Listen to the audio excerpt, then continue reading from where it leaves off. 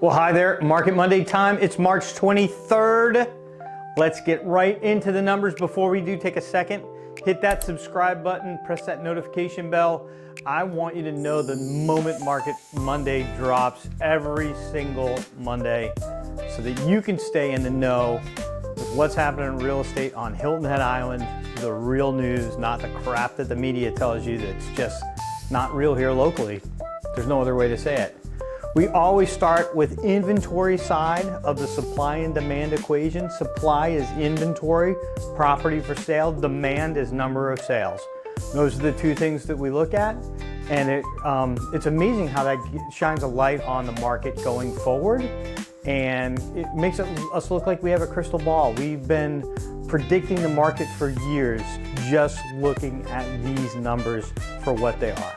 So we always start with new listings. 645 listings have come on the market on Hilton Head Island so far in 2026. That's 66 over the last week. We went from 579 last week to 645 this week. 1 year ago, we were at 699. So we're 7.8% lower than where we were a year ago. What that means is we are not bringing inventory on the market right now at the same pace that is typical for this time of year. This is typically a time where we see a lot of property come on the market after the first of the year, and it kind of accelerates until now, April. We reach like our maximum inventory level for the year, and then that sustains us through the summer. We have another little inventory bump at the end of the summer as people decide to let their vacation properties go after they've collected all that rental income. And so we'll see another spike in August, September, and then a slow decline till December. December is always our lowest inventory month of the entire year. Every year it's the same story. So last year, 699, now 655.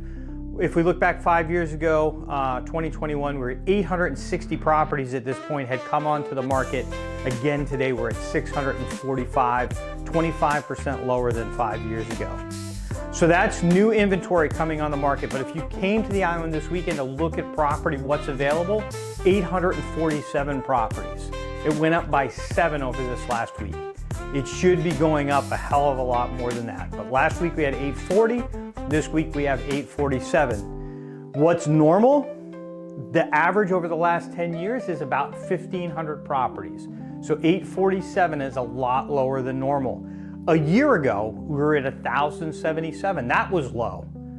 1,077 versus 847. That's a gigantic difference, a 21% difference.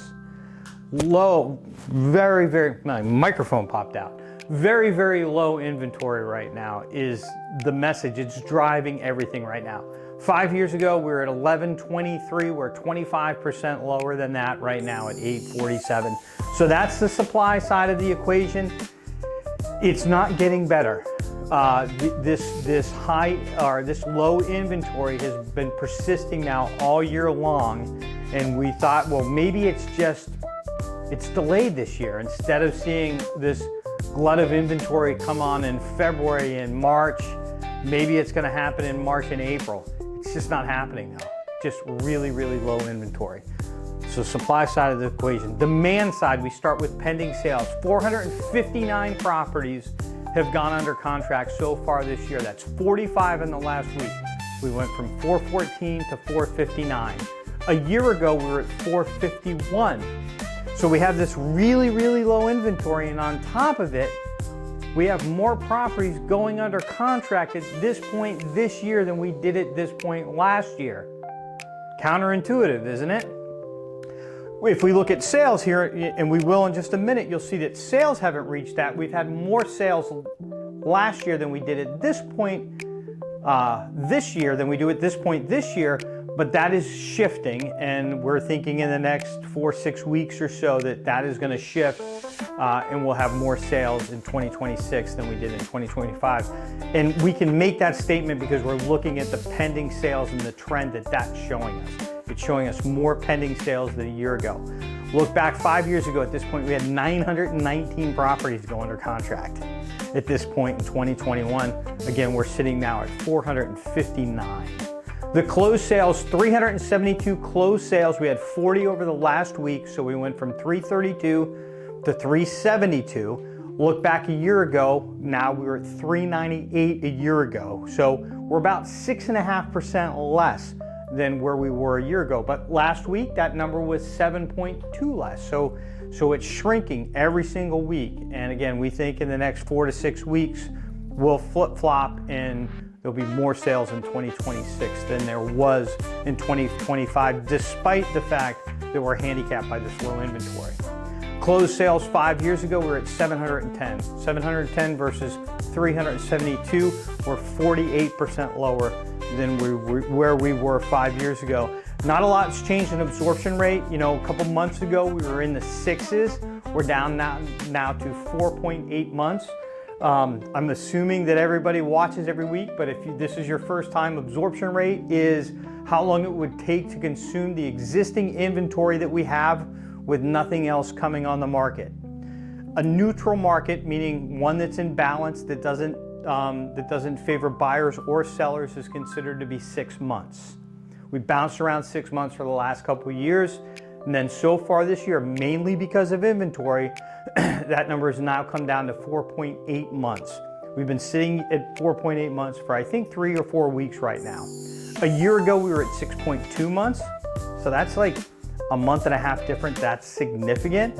And we look back 5 years ago, we were at 3.2, and that was a very, very strong seller's market, maybe the strongest seller's market that we've ever seen. So we're gonna just land here for a minute. The market is changing slowly. And the change is, it's been a market that's in balance, and it remains in a balance, but it's shifting. It's definitely shifting to favor the sellers, right? What would change it? More inventory. So that'd be more sellers coming on the market. But if that happened, we had more sellers come on the market, we believe that those are the people that are sitting with the wonderful interest rates, right? They would be coming on the market, selling their property and buying something else. So when this market really starts to move and sales really pick up, we think it's going to happen really, really quickly, and prices are just going to explode around that. And whether that happens in May, when Chairman Powell is out of office and the new person takes office and lowers rates, or whether it happens the end of the summer, I do think there's influence right now with the war that's going on in Iran that has caused interest rates over the last couple of weeks to tick up a little bit. Not a lot, but enough that it's kind of tamped down the demand a little bit, and it's not as strong as it would typically be this time of year. But every time we see interest rates drop, not necessarily the Fed reducing the interest rates, but just naturally them dropping 1/10 of a point, or we saw just a couple weeks ago it dropped down just below 5% for the first time in a long time, and we saw a whole new wave of buyers come on the market. So keep an eye on absorption rate. It's a good kind of single measure of the market, who's the market favoring, and what direction the market is trending towards. Days on the market, this is not a stat that we use to understand or to predict the direction of the market. It's really just a measure of where the market is. This number's been going up over the last couple of weeks quite a bit. So just a few weeks ago, this number was in the 60s. And last week it was 95, this week it's 99, so it went up 4 more days. So days on the market is the amount of time when a property comes on the market that it takes for the seller to receive and accept an offer. So right now we're at 99 days. A year ago we were at 77, so it's a pretty big 29% increase year over year. But just remember back, like that strong market that we had in 2021 in the height of COVID, 5 years ago, today, we were at 126 days. So 126 days and we had a really, really strong market. So my point is, days on the market isn't really indicative of whether the market's strong or not. It's definitely a lagging measure, meaning this 99 days is really measuring where the market was in the fall and not necessarily where the market is right now. How does everything impact property values? Good little bump this last week. This number's been up and down and up and down and up and down. Last week it was 727. This week it's 752. So $25,000 increase in the median sale price. Compare that to where we were a year ago, 757. So we're under 1% difference between last year and this year. Prices have not gone down over the last year.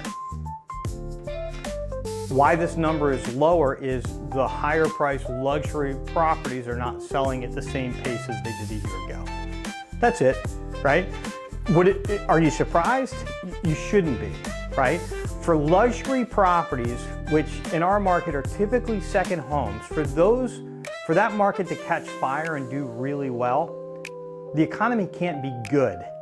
It has to be fantastic, right? For people to buy a second home, a property that they don't need. It's the ultimate discretionary purchase. Luxury markets don't do well when there's a war going on. It's just kind of the way it is. So I think it's one of the reasons that things are affected. But everything could change quick. Like this war could be over quick, interest rates could be lower pretty quick, and that's kind of what I'm anticipating is come May, come this summer, everything should line up, and I think we're gonna really see the market take off. But again, a year ago, 757 was the median sale price. Right now it's 752. And if we look back 5 years ago, so March 23rd, 2021, the median sale price on Hilton Head was $460,000. So we're 63% better than where we were just 5 years ago. To wrap it up, inventory is down 21%. Wow, that's a huge amount, down 21%. Available inventory is down 21%. I can't believe that number. Closed sales are also down, but not down that much, 6.5%. And every week, that number is shrinking, right? And I expect it to continue to shrink. Prices, 0.7% or 0.7% lower than a year ago. And absorption rate is sitting there at 4.8%. Has been there for 3 or 4 weeks now. If you're a seller, know that inventory is very, very low. So there is less competition if you were to put your house on the market right now. But we are seeing increases in inventory ever so slightly, which is totally normal for this time of year, but it is going up a little bit. Not at the same pace that it typically goes up, but it's going up a little bit. And on the buyer side of the equation, if you're a seller, pending sales, the demand side of the equation, pending sales are up year over year. We looked at that. Closed sales haven't caught up yet, but the trend is that they're increasing and we're getting more and more sales to close as compared to last year, and that number between last year and this year is shrinking every single week. If you're a buyer, yeah, inventory is trickling up a little bit. It's a seller's market. It's still trending towards more of a seller's market, but we are seeing some sellers out there that are willing to negotiate. The thing is you don't know until you make an offer, right? Like that's the only way to find out. And the good news is it really doesn't cost you anything but a little bit of time to make an offer in this market. So that's what I would encourage. If you're a buyer and you're in this market, I wouldn't necessarily pay too much attention to the asking price. I'd get with a good realtor, make sure they give you a CMA, they let you know what the property value is for that property, and then offer based on what its market value is. And if the seller can't see it, that's okay.